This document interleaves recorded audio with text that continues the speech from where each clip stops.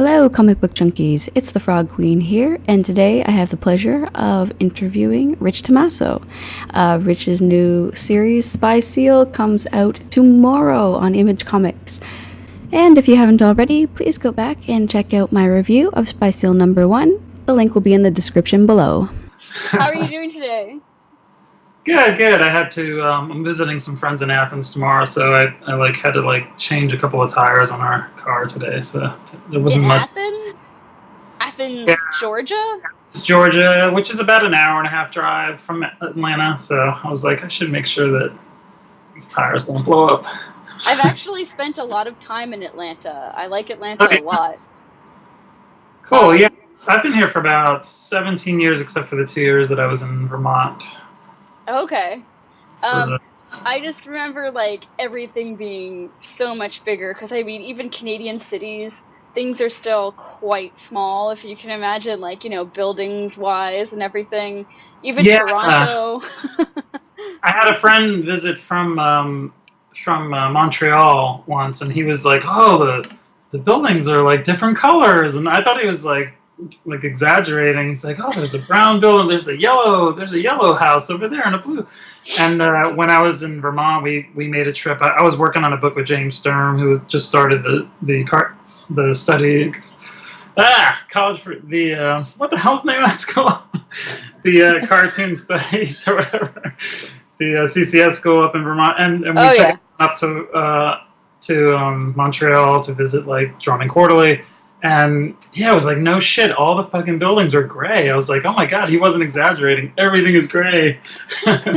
Yeah, Montreal definitely, is even more different than I would say than any other Canadian city. I find it drastically different. Especially, I live in Halifax, which is on the East Coast, but it's the tiniest. It's got to be the tiniest of the capital cities in Canada. And when you live here and you go other places in Canada, you're like, oh yeah, now I get to go to a real city where there's skyscrapers and things. But the skyscrapers here aren't like the skyscrapers you see in New York or even Atlanta. I found everything in Atlanta so huge. Heaven forbid I go to Dallas or something. I'm sure that'd be terrifying for me. So is this your studio space? This is my studio space right now, which is in the living room. So, because we moved from a house recently, just about a month or so ago, we moved from a house into a one-bedroom. So it's pretty big one-bedroom. But yeah, I don't have my own studio room anymore. But I'm making it work. Nice. I like all the books and everything. It's very cozy. Mine's the same kind of deal. It's just books everywhere. Yeah, we need a couple of more bookshelves, and then we'll have everything up off the ground. But cool. Since I'm staring at your artwork beside you, I guess maybe we'll start and ask you a little bit about your art process. Okay. Yeah. So is it safe to assume you do everything by hand? Yeah, everything but the coloring I do by hand. In correction, I'll do correcting online because I always hated whiteout. For years I hated using whiteout. It would just drive me crazy because I was just so used to the fluidity of ink, and watering down that white acrylic paint was troublesome. Sometimes it would be too dry or too wet, but I just wasn't good at applying it. So yeah, I love the computer for doing corrections, definitely, and coloring and stuff like that. There's some stuff that if it's quicker for me to correct it on the computer, as far as the line art, I'll do that. But yeah, mostly I do the lettering and drawing by hand. Nice. And that's the cover of the first Spy Seal right there, right? This is the first cover of issue 1 right here. That's awesome. Thanks. I can't tell what size of paper you're using. So it's this Strathmore Bristol, and it's that surface in between smooth and vellum. It's this just regular surface, so it's good for pen and ink or brush, and yeah, it's really great. So it's 11 by 17, and I don't use a lot of brush these days except to just fill in blacks, but I usually use Pitt pens and sometimes Crow pen and ink pens. Yeah, I think I made them a little too tall. So I like shortened them a little bit there. It seems to be the only mistake.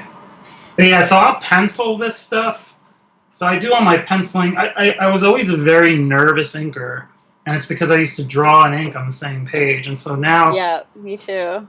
for years, I think for the past like 6 or 7 years now, I draw everything on like a cheap. So I'll draw everything out onto like a really cheap, crappy piece of my 17 copy paper first, and get everything as correct as I can, and then that way I can like either straight ink it, or if there are a few adjustments to be made, I can go again with like non-repro blue pencil and fix that and then ink it. But this just keeps me, this way I can, this isn't very messy, but sometimes I make a mess, and so like I can just go ahead and do that and not worry about it, because this is like throwaway. Nice. Yeah, I'm with you there on the nervous inking. I'm definitely like, because I've been working on my own comic, and I'll draw, and then I'll be like, I should just start inking a bit of this, because if I finish the whole thing in pencil, I'll start freaking out about putting ink on it and messing the whole thing up. Yeah. And so I kind of do some of it, and then I'm like, okay, I'll ink this part, then I'll finish the rest in pencil, and then I'll ink it. You know what I mean? Because it's like, I'm just like, oh, I don't want to screw it all up. But it must be practice. You must get used to it. It's a lot of work too. Like you're facing like, it's not just a page. You've got this whole book, and so that kind of adds to the nervousness of like, okay, I have to like ink this whole thing, and it has to look great. I think there were only 2 times I penciled like either an entire issue or a whole book up front, and Satchel Paige was the first time I did that, because we had to hand in pencils to be approved to the publisher before I could ink them. And then the first issue of Dark Corridor, because I didn't know how things worked in Image, I was like, I guess I should pencil the whole book and show it for approval. But they're just like, yeah, it's fine. Do whatever you want. So I like penciled the whole thing. And of course, I was a little nervous, like going in and like, well, now I have to ink this thing that I preciously penciled for like a month. And right. So I tried to do everything in a day, like penciling and inking. Some with the earlier stuff I could color too, but with Spy Seal, there's so many panels on every page, I never get to the color in the same day. Usually, the most I can do is pencil and ink it inside one day. So. How long has it taken you to start issue 1 and finish issue 1? I think it took me about a couple of months to do the first one, because there was so much stuff to figure out. And I usually try, when I have like a new story, to like draw the main characters as many times as I can. I didn't really do that this time. I was like, well, I used to draw this character when I was a kid, so I pretty much know him. And so I did a little bit of practicing with that, but there were some new characters that took me a longer time to kind of get them down, to get them consistent. So it did take me a while to do the first one. And then I think the second one took maybe like 35 days or something. So it has sped up. That first issue always takes way longer than the other ones. It's just jumping into a whole new, territory. So it takes a while to familiarize myself with, what do I want this comic to feel like? What are the I explore the characters as I'm writing them. It's like I'll write a script for each individual issue as I go along. I don't like to write a whole story, because I know I'm just going to go in there and be like, well, I don't like this, and this, and I'll change it. So I try to just do a regimen of just like writing a script for the issue, doing thumbnails, and then just diving in. But as I'm getting to know the characters, I may change a lot of things and be like, well, I kind of want him to be more like this, and so we'll go in this direction instead, as I'm working on the actual comics. Nice. So with Spy Seal, because it is a character that you have been drawing since childhood, which I think is really interesting that you've actually included that in the first issue, the little story behind Spy Seal with like cosplayers and everything. It's so amazing that people have gone and done that before it even became like a published work sort of thing. But because it's something that you've had around in your head, and you've already kind of had this relationship with, did it make it harder to write than your other stories?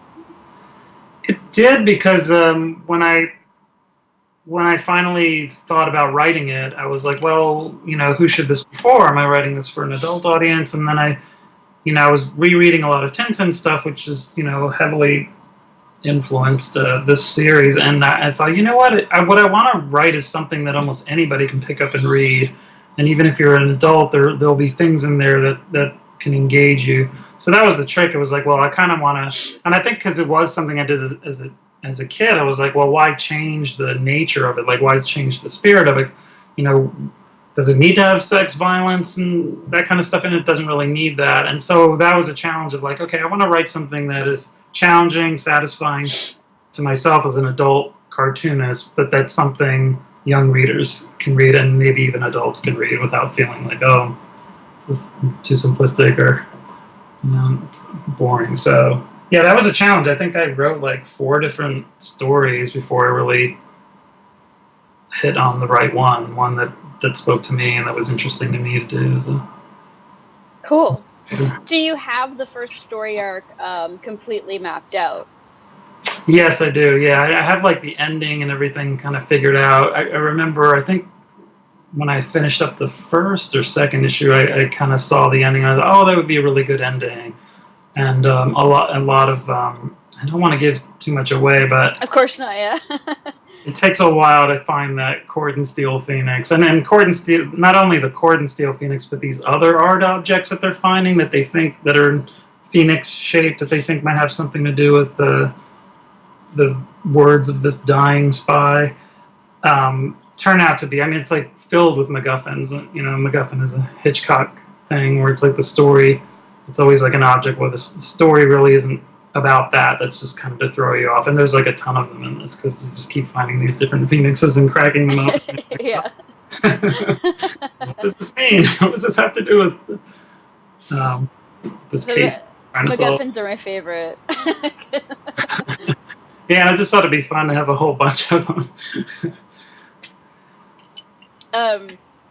So, of course, there's quite a bit of controversy on Twitter, in the sense, not controversy, as controversial as you can be with comics without, I don't know, being Marvel. Yeah. They're always controversy. That's fan controversy. Anyway, there was a big discussion about sales and everything for Spy Seal. And I thought that was really interesting. Like, it really brought up a lot of like ideas in my mind, especially where I deal pretty much specifically with creator-owned books. I don't really read the big 2 very often. I think I've got like maybe like 3 series between DC and Marvel that I follow, and it's only because it's people that are now that have been writing for them, but that I've been following for years. Like I'm not dedicated to the characters they're writing. I'm dedicated to the creators. Wouldn't it be nice if more people? Yeah. So I thought it was really interesting, and it kind of made me wonder. It was like, okay, well, what is it about independent comics that really makes them not independent creator-owned work, that makes them so difficult to get in those initial sales, especially when it's a brand new series, and especially whereas you're the writer and artist and you're doing everything yourself, which isn't even a very common thing anymore, unfortunately. Yeah. Yeah, and that was the thing I was trying to explain. I think, like, people were really supportive of that Facebook post. And basically that was just, I really had no one to talk to on like a Friday night at 8 o'clock about like now realizing I wasn't really going to make much money on all this work I've been doing. And it was so I did get a lot of support, but I got a lot of people saying things like, well, don't you know you can't really make money in comics? And I'm like, yes, I've not made money for 20 years doing that. And I think other people were like, well, Saga makes tons of money because of it. And it's like, yes, I know that if you have a television show or if you worked at Marvel, you're going to make a fortune. I'm not talking about making a fortune. My confusion, my frustration was over the fact that, like, when I thought about my first 2 series, I was like, okay, my first 2 series at Image did pretty well, even though there was basically nothing to really promote it beforehand. No one really knew those books. And I knew because once I made the jump from like small publishing, even self-publishing, to Image, I was going to get a lot of people saying, like when Dark Quarter was announced, I was going to get a lot of people saying, well, who's this guy? Is somebody brand new? I knew that was going to happen because I was going to a completely different audience. Those books did pretty well despite that, and so I was just so confused as to how something that has been promoted for the past 6 months, like how it could do so badly in that first issue sale. So yeah, it was, and it's like, yeah, I don't want to make a fortune. I just want to make sure that I can, live off of this for the short amount of time as I did with those first 2 books to keep working. Mm-hmm. Yeah, it was. Well, you never want to lose momentum, right? Like, yeah. Image has done a good job of keeping me working for them. They've helped me out in many ways to do that, and so that's the thing. Like, because I'm doing all the work on this book, I'm just working on these series for them. I'm not taking any freelance work, and so yeah, you want to at least make sure that you're going to be able to pay your rent in a couple months after you're done with working on this series. So yeah, it is kind of frustrating. People. And of course, yeah, I would take freelance work if I had time to do freelance work. But, right. When I was self-publishing, of course, I would try to work as consistently as possible, but I did have other work juggling that, so I wasn't working at the same, like, breakneck speed. I wasn't working, like, 7 days a week and making sure that I didn't have any deadlines or anything like that, so I wouldn't be working quite this furiously if I was not making any money or had another job, of course. Yeah, we'll see how it goes. I feel like the best thing about that post was that it opened up a lot of conversation with retailers and friends and colleagues, and a lot of people that didn't know about the series found out about it, and so a lot of people have ordered it. I've had retailers message me and say, oh, now I've heard about this comic, it looks great, and I'm going to order some, or I'm going to order more. So I think it's good. It kind of helped to just create dialogue. Yeah, there was really nobody else, like, so frustrated, and there was, like, no one to talk to, and I'm like, should I do this? I remember, like, waiting. I think I waited a few hours before, like, should I actually post this? I don't know. But I'm like, no one else to talk to right now. I'm going to just put it out there and see what people think. But, yeah, I was really just loved all the support that I got from. I thought it was just going to be nothing but trolls, just like, you idiot, yelling at me. But no, I was pretty happy to see that they kind of saw where I was coming from. Yeah. Well, there was a really interesting thing and that I read the other day too, and it wasn't. I don't think it was on that post, and it was from James Harvey. I don't know if you know him at all. He does Bat-Kira. Mm-hmm. He had said something the other day that struck me too, kind of in the same vein, and people were like, "Oh, why don't you go publish at Image, and why haven't you picked up that business model?" And he was like, "Well, that business model is based on people who made their name through DC and Marvel." And I'm not going to do that. I'll never be doing that. So I can't go that route. And I was like, that's actually a really interesting thing to say. It does make a lot of sense. The people who do well on Image, unfortunately, kind of gone that route.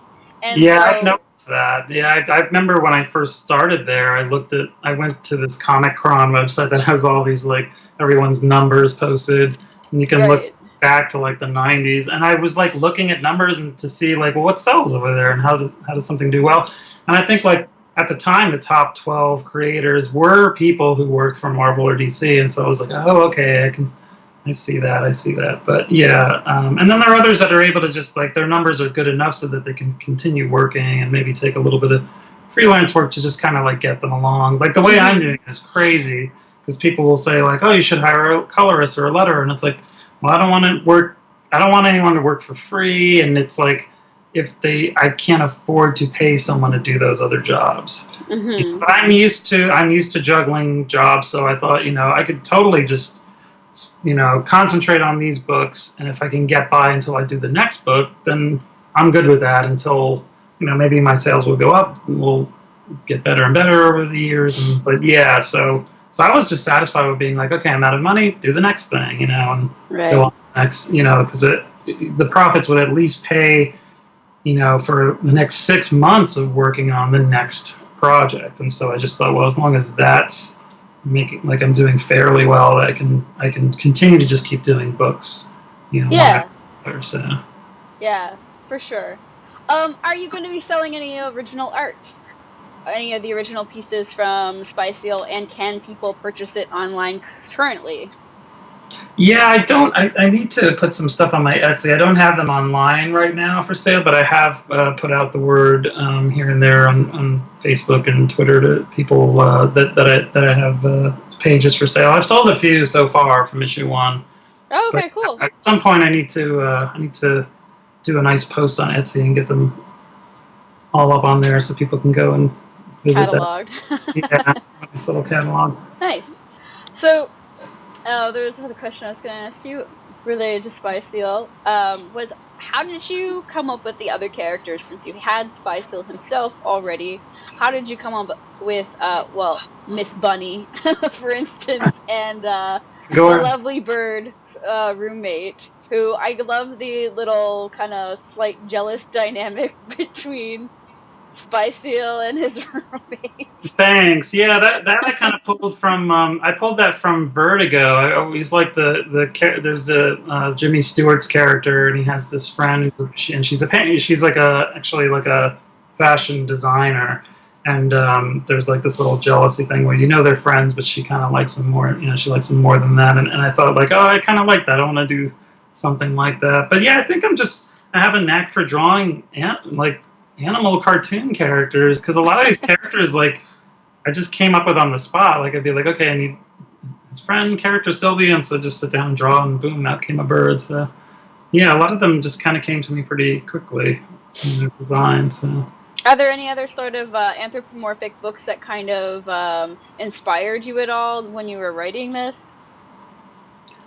I was reading a lot of Dungeon. I love the Dungeon material, the stuff by Louis Trondheim and Christoph Blaine and Johann Spar. So that was like a big one, because I really loved how I could really get into the artwork. It definitely looked like something I would read as a teenager, or preteen. But I just loved like how much depth the characters had, and that it was for like it's for an adult audience. And so that was I really love that series. That's really inspiring, and I still love reading like Usagi Yojimbo, and I haven't read Cerebus in a while, but I was a huge Cerebus fan around the time that I was originally drawing the Spy Seal stuff. Oh yeah, I just read today. I was I had to apply for my HalCon press pass. We have a Halifax Con here. Yeah. And I just noticed the guest list. I can't even remember his name right now, off the top of my head. But creator of Cerebus is supposed to be coming. Oh, Dave Sim. Okay. Yeah, thank you. Yeah, and I was like, oh, okay. So I was like, oh, I'll have to figure out how I can arrange something for that, some kind of interview or something. But yeah, but it's just funny you said that. I was like, oh yeah, it reminds me. I gotta chase that. Yeah, I was in high school. I was a huge fan, and I would go to like local shows in New Jersey and just like compile as many like original issues of Cerebus as I could. And yeah, I still read. I still have the first telephone book collection that he did, the very first one, and I still find that a lot of fun to read. I think whenever he talks about reprinting that stuff, he always thinks that the later material is just like more mature stuff, and that nobody would be interested in the first like 25 issues of it. But I really love that stuff, those early like Conan parody stories. They're fun. That's the thing with this comic. It's been fun to work on, and that was my aim. Like when I decided to do it at Image, I'm like, well, I'm going to do something that's just really fun to read. Yeah. Fun adventure comic. It's lightly political. I think it's there's a little bit of that in there, but it's mostly just a fun adventure. Yeah. Like I mean, I'm gonna have to admit I don't like heavily. I don't like a lot of foreign politics in books. Like I'm not a politic person at all personally. My head gets annoyed. So when I was reading Spy Seal, I was like, oh god, if there's a lot of like, Russia against anything, I'm not going to be able to enjoy it because it'll drive me insane.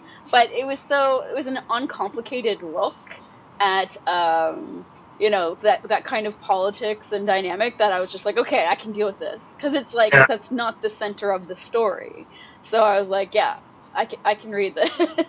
Yeah, and because he's not working from an office, because he's like a field agent, I kind of have him like he understands people like on the other side that they're always fighting with, and so he kind of understands that there's not a big difference between things that go on in his country and things that go on in communist nations. That's the thing about him. I was like, well, he's gonna, he's not this like super like Republican like character. He's out there, and he's used to seeing things from all sides. So he basically is a spy for Britain because that's where he grew up and that's where his family's from. There's a scene that I want to put. It might be in this book, or maybe the next one if I do another one, where he just basically puts it as simply as that. He's like, that's why I work. That's why I'm a British spy. But there's really not a big difference between countries that, our policies and things that people do, in other nations. So. That's cool. I really like it. Have you noticed people like trying to involve their kids in the character and trying to like be like, oh, I want my kids to read this Spy Seal book? Has that been a thing yet, or is it still? Mostly go ahead. Adults that are like, oh, this looks like something I would have read years ago. I can't wait to get it. I haven't heard much about if the people buying it for their kids, but so far it's been adult comic readers that are like, this looks cool. Read this. Yeah, I find it so strange to just in general, like Image Comics doesn't really have a lot of super kid friendly books themselves, but when one comes out, I'm always kind of like, oh, I buy a lot of comics for my nieces and my kids in the family and stuff, because I'm just like, I think all kids should read comics. And it's kind of interesting just to be like, to get parents down with comics, because back in the day when I was growing up, comics were not something that were respected. If you read comics, you're like, you shouldn't be reading that, you should be reading a book, a real book, or you know what I mean? But now it's different. Yeah. So now like I give comics to family members' kids, and they're like, there's this whole different attitude about it, which is really, really nice. But I was just thinking, like, I was wondering if it was going to be that kind of book that it was going to try and target kids at all, or get parents to read it to their kids or something like that kind of thing. Yeah, it'd be interesting to find that out. I feel like parents who buy their kids' books, it's kind of a different crowd than parents who let their kids watch certain things on TV. Like, I'm always surprised at like what some kids are allowed to watch on TV. But with books, it seems to go a different way. It all depends on the parents and what they want to expose their kids to at a certain age. But yeah, it'd be interesting to see, because I know I know I was reading stuff I shouldn't have been reading when I was like 12 and 13 years old. And I would like smuggle it. I would smuggle like heavy metal magazines into the house. Oh, it was the same. I totally did the exact same thing. She's gonna see boobs and be like, you're not supposed to read that. I have like a bunch of I had bought like a bunch of the stories from heavy metal like when I was growing up, and ones that I would read, especially because I'd get them at like yard sales. So like the ones I was reading were like older than me. Yeah. And I like have gone back in my adulthood and bought like hard-covered full versions of some of the serialized stories from some of the early heavy metal magazines and like Humanoids and stuff like that. But yeah, it was such a because the covers were so salacious. I know. You had to hide that stuff from your parents. Leafing through them in the 7-Eleven, I would just like look side by side. Is anyone watching me looking at this stuff? And I remember like my mom getting mad at like this Mad magazine I was reading, and her being like, "Hey, that's dirty. What are you reading of it?" But she never like confiscated anything. She would just like give me shit about it and just like walk away. I was like, yeah, it was like me hide the heavy metal magazine, hide the heavy metal music, because that wasn't really accepted in my household either. Yeah, my dad ripped down this like Led Zeppelin, like ooh Led Zeppelin, but ripped down this like poster just because it looked creepy or whatever. I was like, what the? It's not like a Danzig poster or something. Oh yeah, like my brothers had like Eddie posters. What is it? Iron Maiden's character. Oh yeah. And Yeah, some of them were really grotesque. They'd have them on their walls and stuff. You'd just be like, I just remember one with like the cut off hand and gun and Eddie blowing his own brains out. It's just like, what? But yeah, that was okay because they were boys, but it was much more harder for me to get away with that stuff. Yeah, I remember being horrified by Ranked Xerox. I don't know if I saw that in a heavy metal magazine or if I just saw it in like a collection, but I was just like, oh my god, I just remember being like so disturbed by like the over the top violence and sex and in that story. I was like, what is going on in this thing? Yeah, it definitely probably affected my young brain in a way that I will not be able to, I don't fully understand, but anyway. So what are who are the people that you look up to? What are your major people that inspire you, like, in comics in general? I feel like Jaime Hernandez would be number one. Both of the Hernandez brothers, actually, because I remember when I was in art school, I was just, I was drawing funny animal cartoons. Didn't really know about what I was going to write as far as stories and remember picking up The Death of Speedy, like right at I think it was around like 19, and right at the end of that first year of art school, and it just like blew my mind. I just loved the art, but I just loved how real the characters were, and I could tell this was probably coming from a very personal place, and it just completely changed my whole thinking about like what to do as far as writing stories. And so yeah, he's always been a big influence, and he and Charles Burns, also because I share a love for Tintin as much as Charles Burns does. So I've always been really into his work as well, and Chester Brown was another like early influence when I started making my own comics, getting into his Yummy Fur comics. And, wicked. Yeah. Well, thank you so much for coming on my show and doing this today. Yeah, I'm glad it worked out. I know you had some technical difficulties. I know, I'm still learning I got a whole new system going on, and like new computer, new software and stuff. So yeah, it's the technical difficulties. I know, poor Tyler. I had to put him through the rigmarole last week trying to do it anyway. So we're going to probably do a follow-up. If some of my fans or viewers come back and they have questions for you regarding the book, maybe we could do a follow-up later on into the series. Sure. If you'd be up for it. I kind of just write down all my the fan questions or whatever and just bring them up again in another interview in the future. That's definitely what I do. Yeah, be into that. Cool.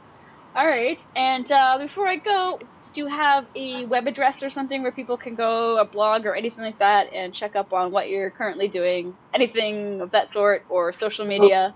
Yeah, right now I'm just at Rich Tommaso on Instagram and Facebook. And if you go, the best place website-wise is if you go to Image Comics and go to my page.